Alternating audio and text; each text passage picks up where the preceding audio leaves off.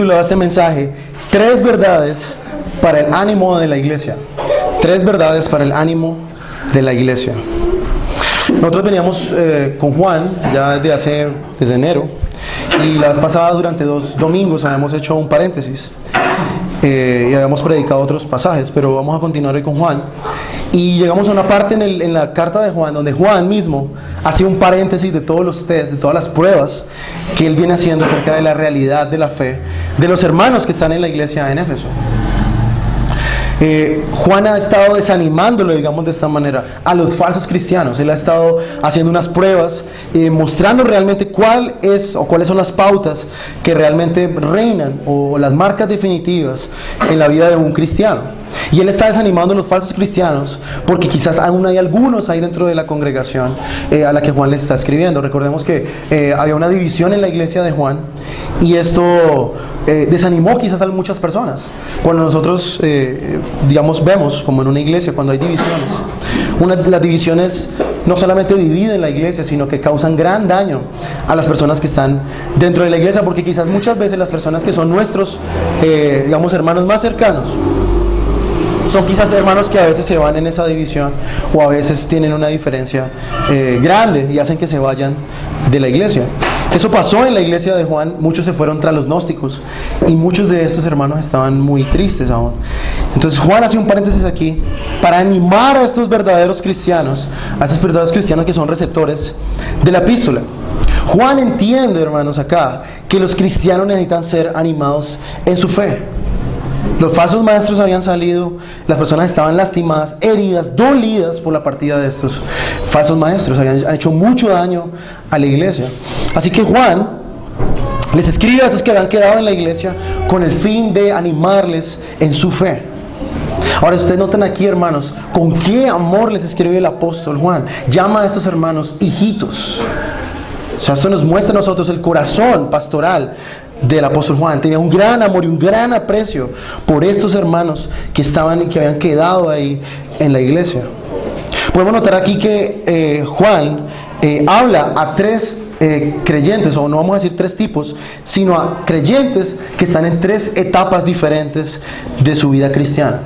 Vemos allá a los hijitos, vemos allá a los jóvenes, y vemos allá a los padres. Algunas personas piensan, algunos cristianos, algunos comentaristas dicen que está hablando de 3 tipos de cristianos en la iglesia. Pero yo no comparto esta interpretación, porque todos los cristianos que vemos aquí en la carta, todos los 3 comparten estas mismas bendiciones que vamos a examinar en esta mañana. A todos les ha sido perdonado el pecado, todos conocen a Dios, y todos luchan con el diablo. Entonces, obviamente los 3 tienen o comparten estas mismas características. Entonces, no estamos hablando, ni yo tampoco creo que Juan está hablando de 3 tipos de cristianos.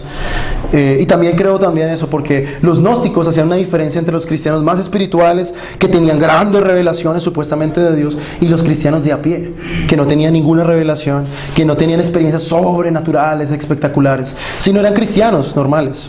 Entonces tampoco creo eso, también por lo que los gnósticos hacían dentro de la iglesia.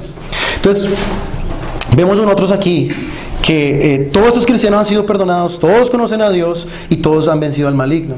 Ahora, si nosotros vemos en este pasaje, los cristianos es alguien que crece en la fe.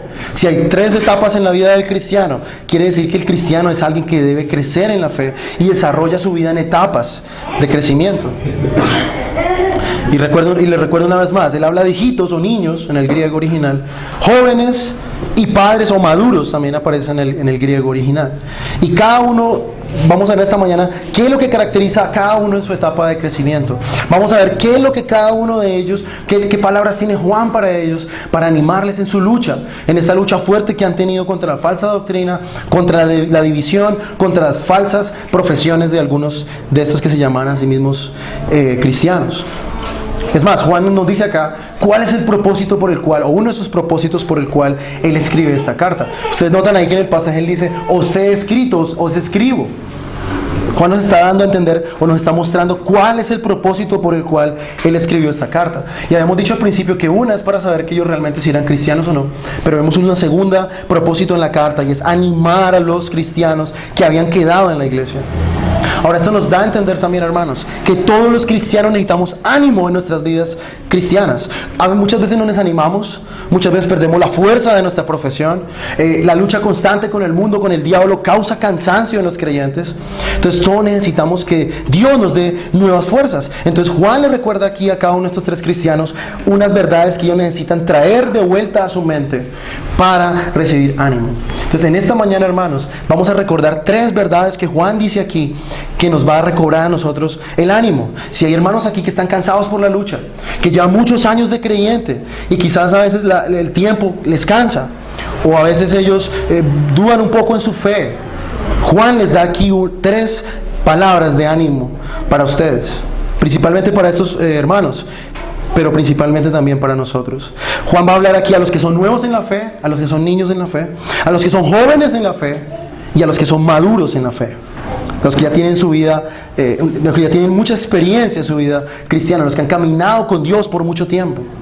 Entonces hoy examinaremos cómo los creyentes son animados, no por experiencias supernaturales o ese tipo de cosas como hoy en día la gente le hacen creer, que para yo poder vivir mi vida cristiana necesito una inyección de mucha unción o una inyección de mucha, no sé, ayuno, no sé, cosas que esa gente se inventa. O promesas materiales que la gente a veces los motivan diciéndoles que no se vayan de la iglesia porque es que Dios les va a dar un carro, les va a dar una mujer o les va a dar una casa. Sino vamos a ser motivados por verdades eternas y que están ancladas en las Escrituras, verdades antiguas de la palabra de Dios. Y en primer lugar, hermanos, vamos a ver el ánimo a los hijos. Yo lo he dividido en tres, como están ahí. Primero aparecen los padres, luego los jóvenes, pero yo lo he dividido en hijos, jóvenes y padres. Vamos a ver el primero, y es el ánimo para los hijos. ¿Qué es lo que Juan habla aquí a los creyentes que son nuevos en su fe? Juan comienza esa primera parte de estos dos versículos con los hijitos. Ahora, ¿qué les dice a ellos dos? Les dice dos cosas. Primera, os escribo a vosotros hijitos porque vuestros pecados os han sido perdonados. Y luego él dice en el versículo 13, os escribo a vosotros hijitos porque habéis conocido al Padre. Entonces hay dos verdades aquí para los creyentes nuevos. Primero, Dios ha perdonado tus pecados. El perdón de pecados. Los hijitos debían recordar que Juan les escribe a ellos con el propósito de que no se olviden de que sus pecados habían sido perdonados. En otras palabras, algo que caracteriza a un cristiano nuevo, y que un cristiano nuevo, una persona que lleva poco tiempo en la fe, debe recordar y debe tener siempre fresco en su mente, es que él se relaciona con Dios en base primeramente a que sus pecados han sido perdonados. Ahora, ¿por qué? Porque nuestros pecados eran el obstáculo entre Dios y nosotros. Era el obstáculo entre el creyente nuevo y Dios. Y esto ha sido removido totalmente por Cristo, dice ahí el pasaje, que los pecados han sido perdonados por su nombre o a causa de su nombre, dice en el griego original. Los nuevos creyentes en la fe deben recordar la realidad del perdón de pecados de Dios, o perdón de pecados en sus vidas. El ingreso a la familia de Dios se realizó gracias a que los pecados le fueron perdonados. Estos pecados que estas personas tenían, que ofendían a Dios y que requería que su justicia fuera satisfecha como una deuda, fue perdonado por Dios a través de Cristo. Si tú estás aquí en esta mañana y eres una persona nueva en la fe, Juan te dice, y Dios te dice a través de Juan, que tú debes tener siempre en tu mente que Dios te ha perdonado por causa de Cristo. Ahora, no es que Dios solamente perdona a una persona en base a su bondad. Recordemos que la justicia de Dios requiere que la ley que fue violada sea satisfecha. Dios no simplemente ve el pecado como una ofensa y cuando Dios lo va a perdonar dice, bueno, está bien, yo te perdono y ya.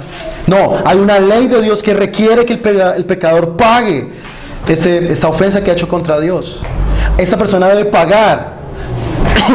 ¿Y qué es lo que la ley requería? Que el pecador debía morir.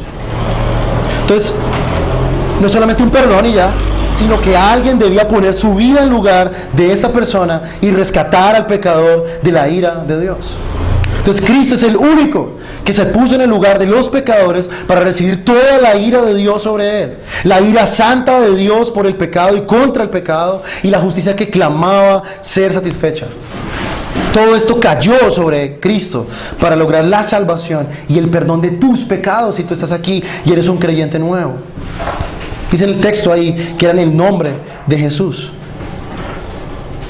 ¿Qué quiere decir esto? Que tú te has acercado a Dios por Cristo.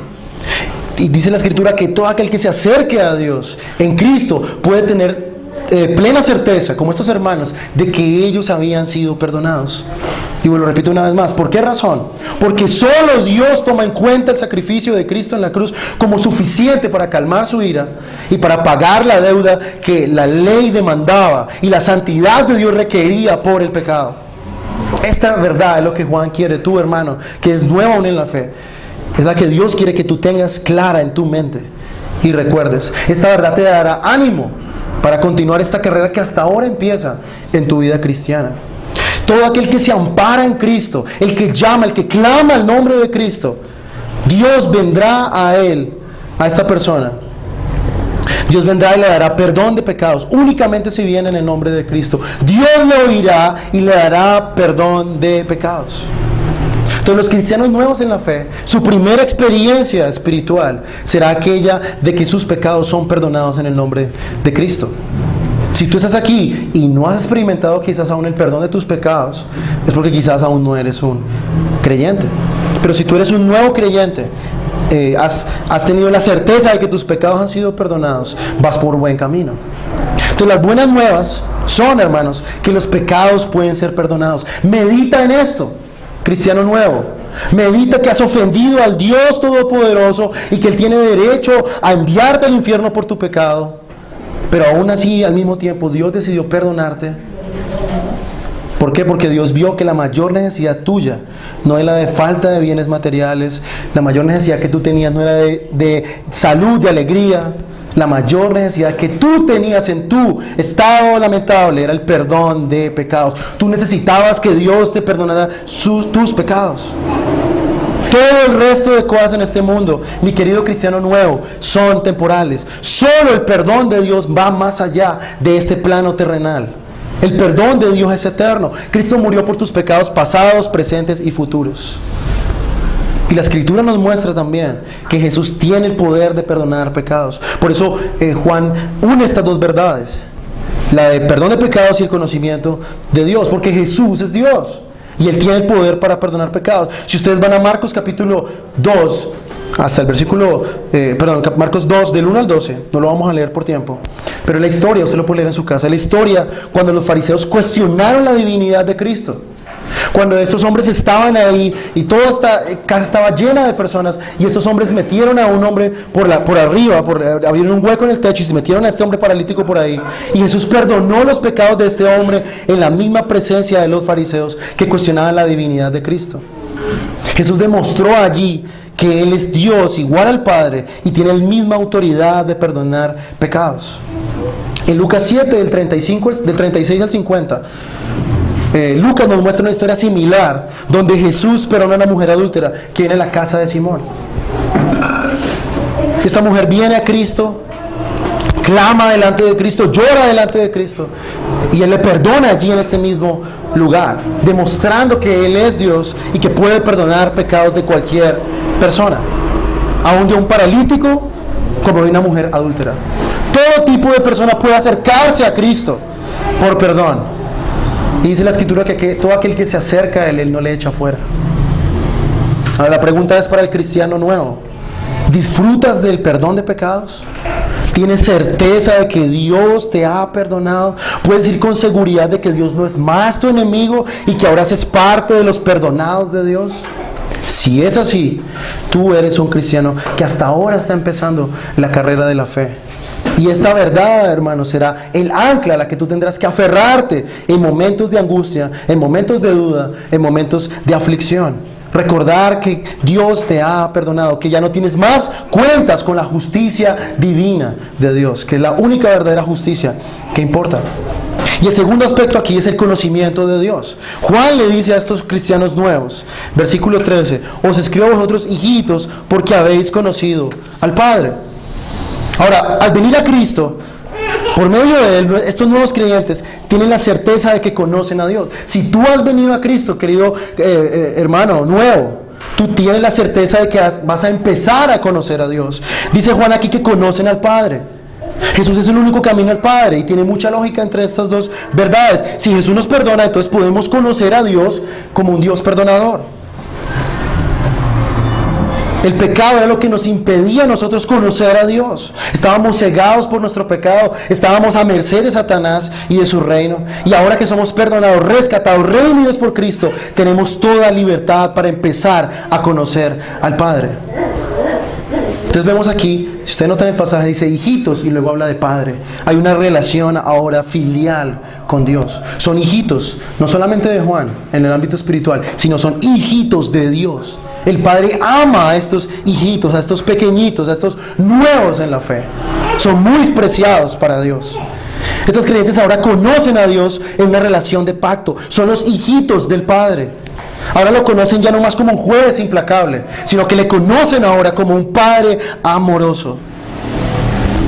Por medio de la redención del Hijo y el perdón que Cristo ha logrado para ellos, ellos pueden conocer ahora a Dios como Padre. Ahora, en la Escritura nosotros sabemos, hermanos, que el conocimiento de Dios es sinónimo de salvación. Juan 17:3, y esta es la vida eterna, que te conozcan a ti, el único Dios verdadero, y a Jesucristo a quien has enviado.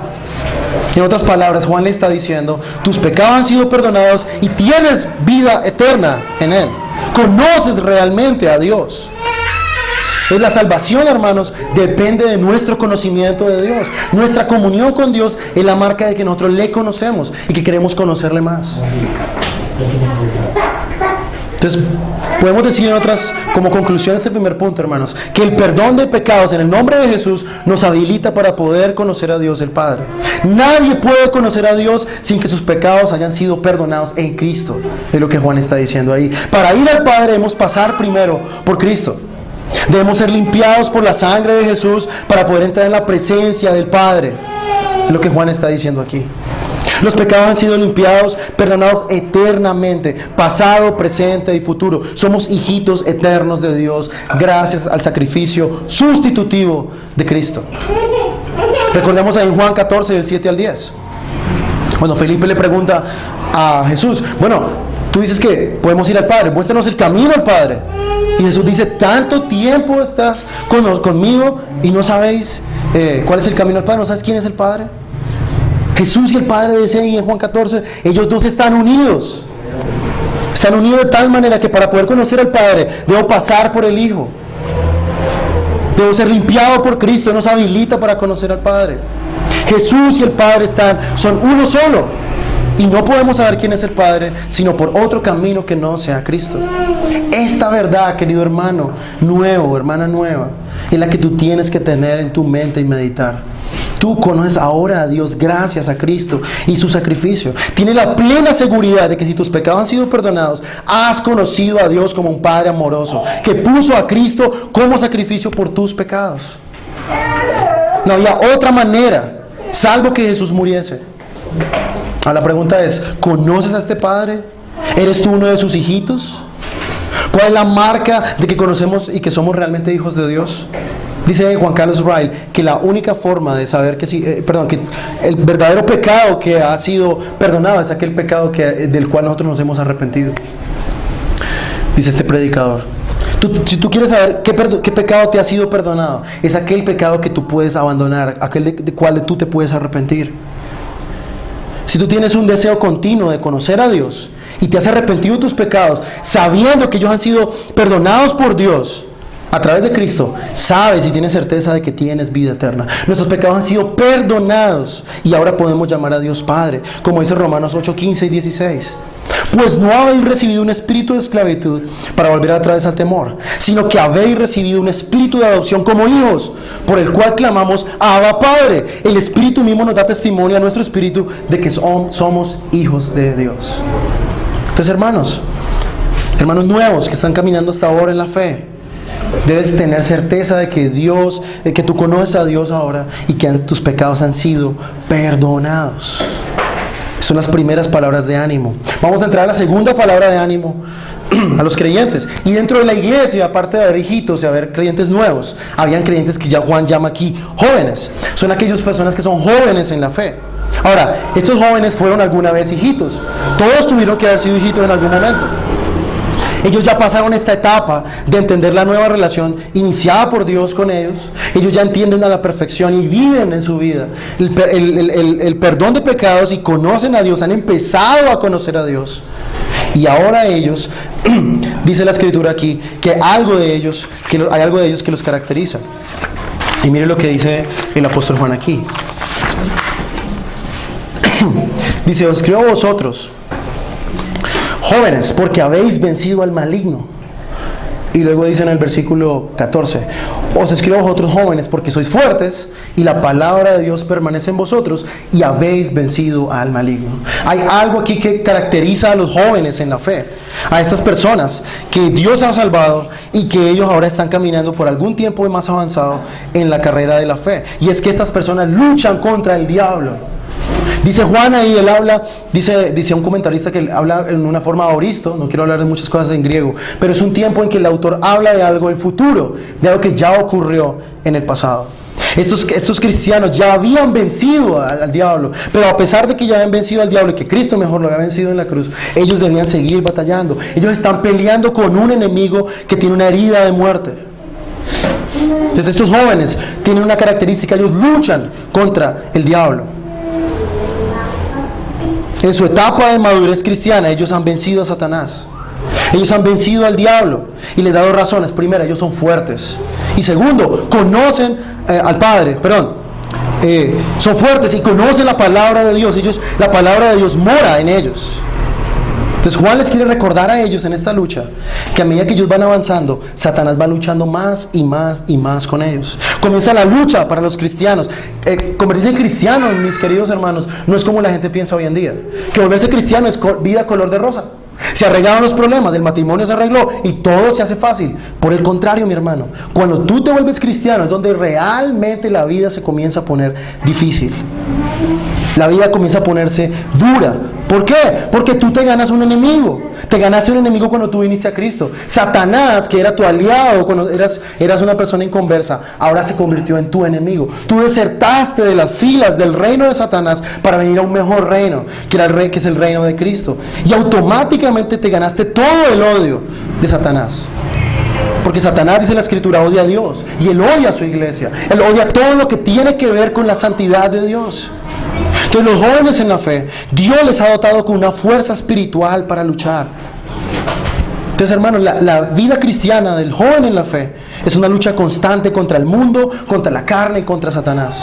Satanás lucha con la iglesia con tal fuerza y con tal odio. Él lucha contra los creyentes para que ellos sean inútiles a Dios. El Satanás no lucha para robar la salvación a ellos, porque Satanás sabe que ellos realmente ya son salvos y no hay nada que los pueda separar. Pero Satanás trata de usar todas sus armas contra los creyentes para hacerlos totalmente inútiles para el reino de Dios.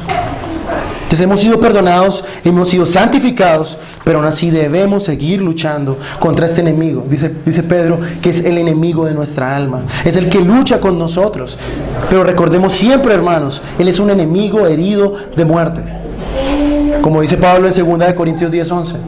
Y al que vosotros perdonáis, yo también, porque también yo le he perdonado. Si alguno he perdonado, por vosotros lo he hecho en presencia de Cristo, para que Satanás no gane ventaja alguna sobre vosotros, pues no ignoramos sus maquinaciones. Mi hermano, podemos ser una iglesia bautista reformada y podemos ser una iglesia que salimos del exceso y las mentiras y las fábulas del carismatismo, pero si hay algo que nosotros debemos siempre, jamás ignorar, es las maquinaciones del diablo. El diablo lucha contra ti todos los días de tu vida. El diablo siempre está intentando usar tus debilidades. Satanás está tratando de usar tus flaquezas para atacarte, para luchar contra ti. Dice Joel Vicky en un libro muy bueno que se llama La lucha contra Satanás. Él dice aquí cuáles son las áreas en las cuales Satanás lucha con nosotros. Antes de conocer a Cristo, dice él, no teníamos tales luchas. Fue hasta que nos convertimos en creyentes que logramos entender esta batalla santa. El pueblo de Dios está íntimamente familiarizado con los intentos diarios de Satanás para herirlos.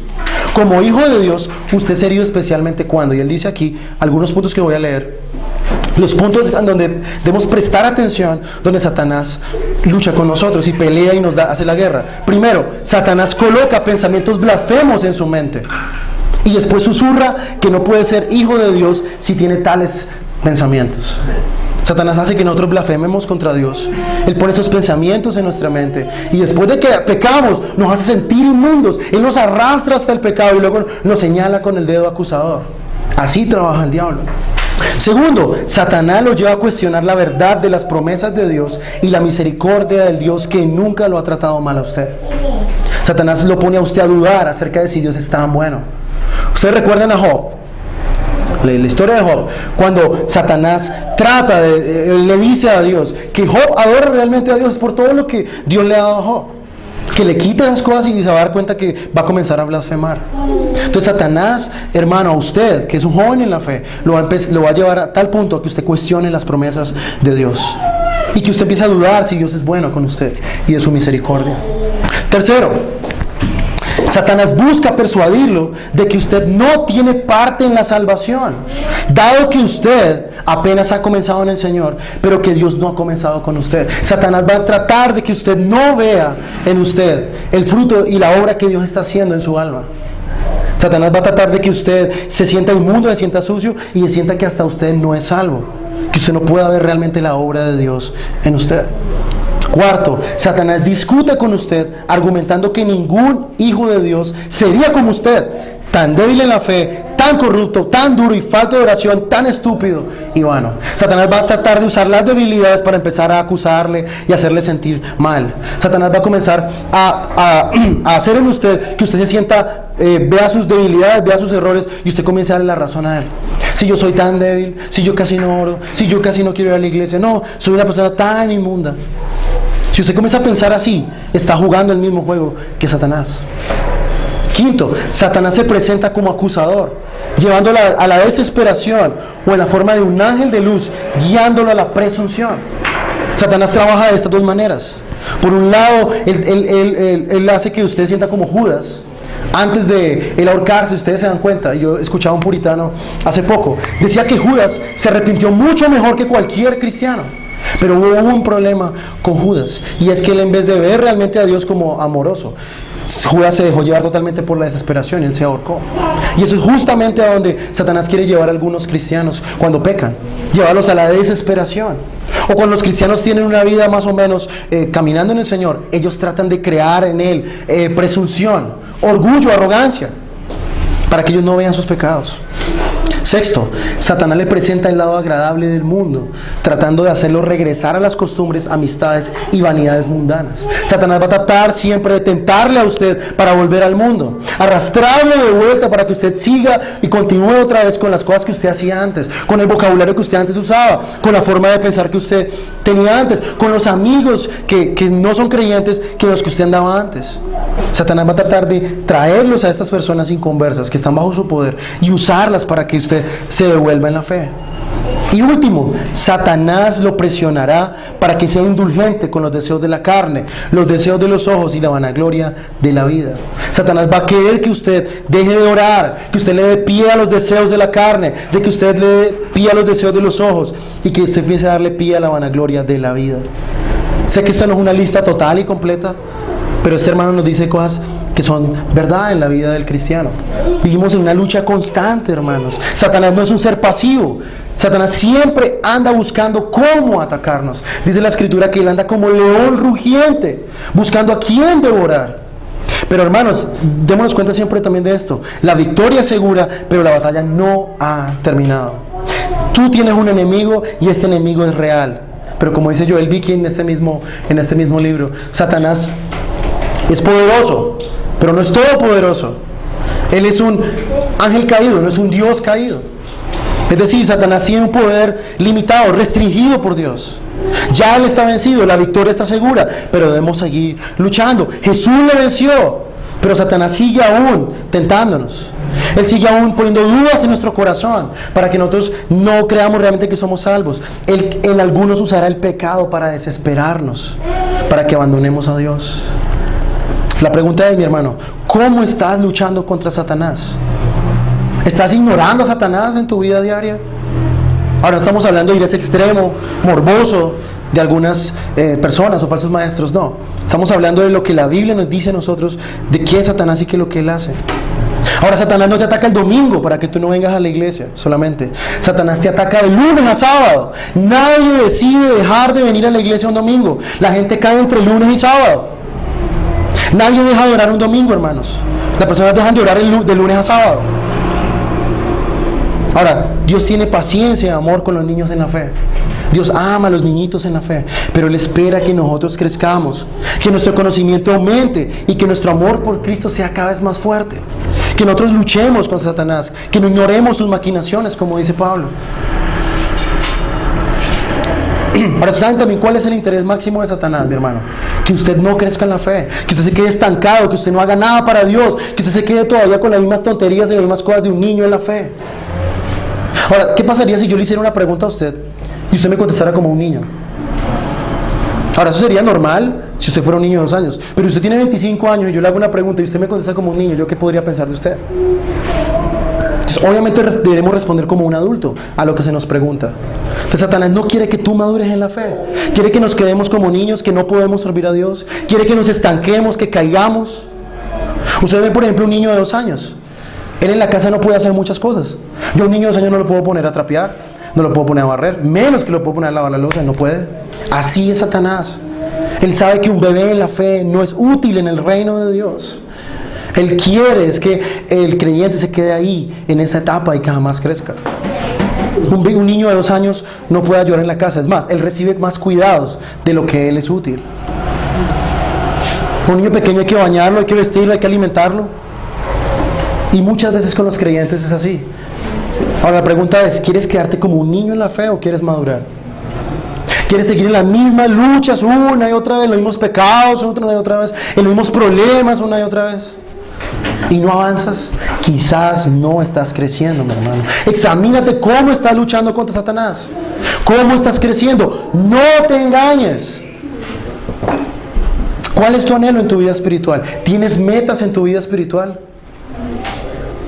Entonces, nosotros crecemos a través de la palabra de Dios. Dice Juan ahí que los jóvenes en la fe tienen una característica: son fuertes en la palabra de Dios. Ellos leen la palabra de Dios, estudian la palabra de Dios, memorizan la palabra de Dios. Ellos son fortalecidos en la palabra de Dios. Él nos da fuerza a Dios a través de su palabra. Ahora, no es que seamos fuertes por nosotros mismos, sino es Dios dándonos fuerza para poder luchar contra el diablo. Dios nos concede fuerza espiritual. La espada del Espíritu, por eso dice Pablo. La espada del Espíritu no es este libro que ustedes ven aquí, hermanos. La espada del Espíritu son los versículos que yo me he memorizado en la mente, que yo tengo en mi cabeza y que utilizo contra Satanás. Ustedes recuerdan a Jesús en Mateo 4, que luchó contra Satanás, no diciéndole, bueno, Satanás, espera un momentico, yo saco la Biblia y le leo el versículo que está ahí. No, Jesús sabía esos versículos de memoria, Él los conocía en su mente. Y Él utilizó eso que Él tenía en su cabeza para pelear contra Él. Entonces conocemos, hermanos, la Escritura, debemos conocer la Escritura, debemos meditarla, debemos estudiarla, porque eso es la que nos fortalece. La palabra de Dios que practicamos, que aplicamos, es la que nosotros debemos usar. Debemos predicarnos todos los días a nosotros la palabra de Dios. Entonces el joven en la fe tiene 2 características: maneja la palabra de Dios con destreza, aplica la palabra de Dios y lucha constantemente contra Satanás. Él no ignora al diablo. Y vamos a ver nuestro tercer punto. ¿Cuál es el ánimo que da Juan aquí a los maduros, a los padres? Juan ahora se dirige a los padres diciéndole lo mismo 2 veces. Ustedes ven que él le dice una cosa, pero se las dice 2 veces. Dice, conocéis al que es desde el principio. Ahora, los maduros en la fe, alguna vez fueron niñitos, alguna vez fueron jóvenes en la fe, y ahora ellos ya son maduros en la fe. Sus pecados, ellos saben que sus pecados han sido perdonados. Ellos han luchado y siguen aún luchando contra Satanás. Pero la característica principal de las personas que son maduras en la fe es que ellos conocen de primera mano quién es Dios. La palabra conocer ahí en el griego es la palabra que se usa, y ustedes ya conocen este concepto, que usa Dios con Adán y Eva en su conocimiento íntimo de ellos dos. La madurez espiritual está marcada por un conocimiento experimental de Dios. Años de servicio, años de sabiduría, años de caminar con Dios, hermanos.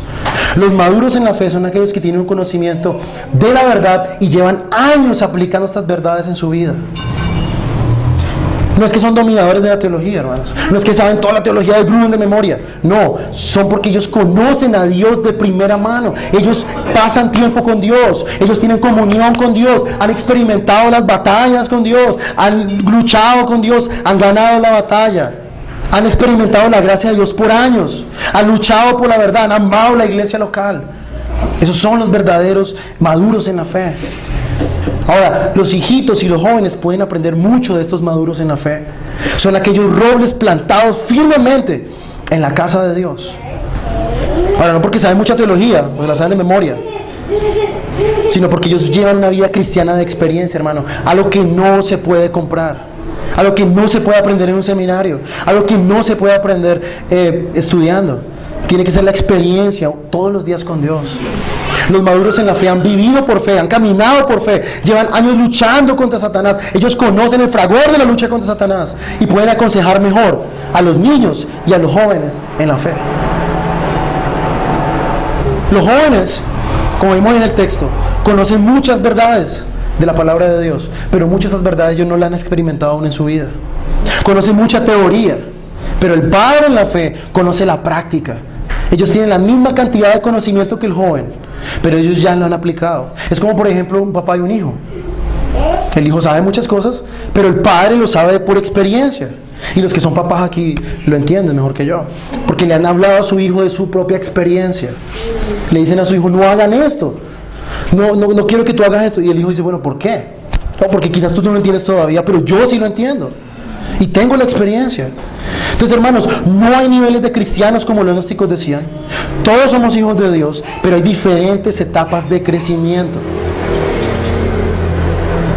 Debemos hacer planes, hermanos, para nuestro crecimiento espiritual, así como hacemos planes para el resto de áreas de nuestra vida. Nosotros planeamos con qué casarnos, planeamos qué estudiar, planeamos dónde vivir, planeamos todas las cosas. Ahora, pregunto, ¿tú planeas tu vida espiritual? ¿Qué tan importante es tu vida espiritual para ti? ¿Dedicas tiempo en nutrir tu alma? ¿O te la pasas botando el tiempo y desperdiciando el tiempo en tonterías? En cosas vanas de este mundo. Dentro de la lista de prioridades de tu vida, ¿dónde se encuentra la vida espiritual? ¿Dónde se encuentra tu vida espiritual dentro de la lista de prioridades que tú tienes? Otra aplicación sería, así como no nos gusta que alguien nos trate como un niño, ¿qué tal que yo viniera aquí y tratara a los hermanos como bebés? Bueno, lo primero que haría es que se molestarían conmigo, que no les hablara así, ay, hermanito, ¿cierto? Nadie quiere ser un bebé de 25 años. Hermanos, nosotros debemos dejar de ser infantiles en la casa de Dios, así como no nos gustaría que nadie nos tratara de una forma infantil. Seamos diligentes en los medios de gracia, no seamos perezosos, hermanos. No te duermas luchando contra el diablo. Recuerda que nadie envía a un niño de 2 años a la guerra. Nadie envía a un niño a una guerra. Debemos madurar y ayudar a otros en el crecimiento espiritual. La iglesia local es el lugar donde Dios hace crecer a los cristianos. Como decía el pastor Sergio, la iglesia es la guardería de los niños de Dios. Ahí es donde Dios los pone a ellos para que crezcan. En la iglesia, hermanos, hay creyentes jóvenes, hay creyentes maduros. ¿Y qué debemos hacer con los creyentes maduros? A ellos es donde debemos ir por consejo, por ayuda, por consuelo, hermanos. Ellos ya conocen nuestra lucha. Ellos ya han luchado estas batallas que nosotros luchamos como creyentes jóvenes o como creyentes niños. Y podemos ir a ellos como ayuda, herramienta en nuestro crecimiento. Animémonos en la fe, hermanos. Animémonos unos a otros. La iglesia es el lugar que Dios ha estipulado para que seamos exhortados, para que seamos animados y, cuando es necesario, hermanos, que seamos reprendidos para madurar. Otro punto, usemos los medios de gracia para crecer en la fe. Lee, estudia, ora, medita, comparte con los hermanos, aprende de ellos, enseña a los nuevos creyentes. Eso es lo que debemos hacer en la iglesia local, hermanos. Si tú eres un niño en la fe, ve a los más maduros. Si tienes preguntas, si tienes luchas, habla con ellos. Ellos sabrán qué consejo darte porque ellos ya llegaron ahí, ya pasaron por donde tú pasaste. Congregarse es importante, hermanos, porque aquí es donde nos alimentamos espiritualmente todos. ¿Qué pasa cuando tú no vienes un domingo? No es simplemente que tú te perdiste una reunión, simplemente. Te perdiste el alimento espiritual de ese día. Te hiciste daño a ti mismo. ¿Qué pasaría si usted se saltara el almuerzo? Todos los días. Probablemente usted le daría una gastritis, ¿cierto? Y si nos saltamos una cena especial, por ejemplo, nos casamos dentro de 8 días y no vayan, se pierde la cena, hermanos, que hay para dentro de 8 días. Y no va a haber repitis, ¿cierto?